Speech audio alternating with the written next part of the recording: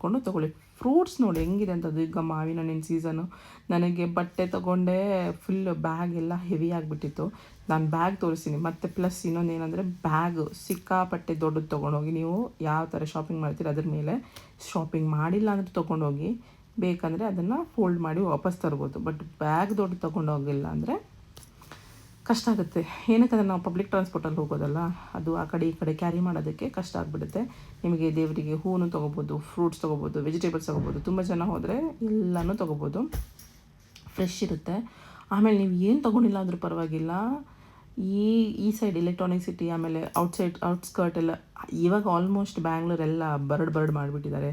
ಆದರೆ ಇಲ್ಲಿ ಮನೆಯಲ್ಲಿ ನಾನು ಅಂದ್ಕೊಂಡೆ ಒಂದು ಯಾರ ಹತ್ರ ಆದರೂ ರಿಕ್ವೆಸ್ಟ್ ಮಾಡಿಬಿಟ್ಟು ಅಲ್ಲಿ ಇದ್ಬಿಡೋಣ ಅಂತ. ಅಷ್ಟು ಪಾರ್ಕ್ ಸೈಡಲ್ಲಿ ಮನೆಗಳಲ್ಲೂ ಮರಗಳ ಮಧ್ಯದಲ್ಲಿ ಮನೆ. ಇದು ನೋಡಿ ಸಂಪಿಗೆ ಮರ, ಎಷ್ಟು ವರ್ಷ ಆಗಿದೆ ಗೊತ್ತಿಲ್ಲ. ಇಷ್ಟು ದೊಡ್ಡ ಸಂಪಿಗೆ ಮರ ನಾನು ಫಸ್ಟ್ ಟೈಮಲ್ಲಿ ನೋಡಿರೋದು. ಸಖತ್ತು ಗ್ರೀನರಿ, ಕೂಲ್ ಕಾಮ್. ಸ್ವಲ್ಪ ವಾಕ್ ಮಾಡಿಬಿಟ್ಟು ಬನ್ನಿ, ಸುಮ್ಮನೆನಾದರೂ ಹೋಗಿ ಬನ್ನಿ. 50 ರೂಪೀಸ್ ಆಗುತ್ತೆ ಮೆಟ್ರೋದಲ್ಲಿ. ಹೋಗಿಬಿಟ್ಟು ಸುತ್ತಾಡ್ಕೊಬನ್ನಿ. ನಿಮಗೆ ನಿಜ ಹೇಳ್ತೀನಿ, ಇಷ್ಟು ರಿಫ್ರೆಶ್ ಆಗುತ್ತೆ ಮೈಂಡ್ ಅಂತ ಅಂದರೆ. ಇವಾಗ ನಾನು ತುಂಬ ವರ್ಷ ಆಯ್ತು ಇವಾಗ ಒಳಗಡೆ ಇರೋದು ಜಾಸ್ತಿ, ಹೊರಗಡೆ ಹೋಗೋದು ಪ್ರಿಫರ್ ಮಾಡಲ್ಲ. ಬಟ್ ಇದು ನನಗೆ after long time such a refreshing time ಅಂತ. ಪ್ಲೀಸ್ ನೀವು ಟ್ರೈ ಮಾಡಿ, ಕಮೆಂಟ್ ಸೆಕ್ಷನಲ್ಲಿ ತಿಳಿಸಿ ನೀವು ಹೇಗೆ ಅಂತ. ಸೊ ಇವಾಗ ನೋಡಿ ಹಾಲ್ ಮಾಡೋದಕ್ಕೆ, ಇದು ಆ್ಯಕ್ಚುಲಿ ನಾನು ಸ್ಯಾಟರ್ಡೇ ಹೋಗಿರೋದು, ಮಧ್ಯಾಹ್ನ ಹೋಗಿರೋದು. ಅಷ್ಟೊಂದು ರಶ್ ಇರಲಿಲ್ಲ, ಈವ್ನಿಂಗ್ ರಶ್ ಇರ್ಬೋದು.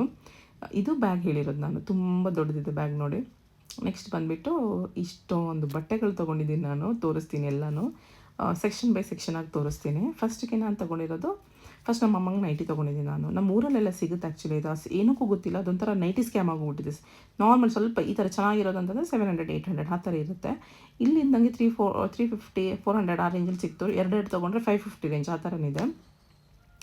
ಆಮೇಲೆ ಮೆಟೀರಿಯಲ್ ನಿಮಗೆ ಇನ್ನೊಂದು ಏನಂದರೆ, ನಾನು ಯಾಕೆ ಹೋಗ್ತಿರಲಿಲ್ಲ ಅಂತ ಅಂದರೆ, ಒಂಥರ ಸ್ಟ್ಯಾಗ್ನೆಂಟ್ ಆಗಿಬಿಟ್ಟಿತ್ತು ಜಯನಗರ. ಅಂದರೆ ನಿಮಗೆ 3-4 ಇಯರ್ಸಿಂದ ಸೇಮ್ ಡಿಸೈನ್ಸ್ ಎಲ್ಲ, ಕುರ್ತಿನೂ ಸೇಮ್ ಡಿಸೈನ್ಸು, ಎಲ್ಲನೂ ಸೇಮ್ ಡಿಸೈನ್ಸು.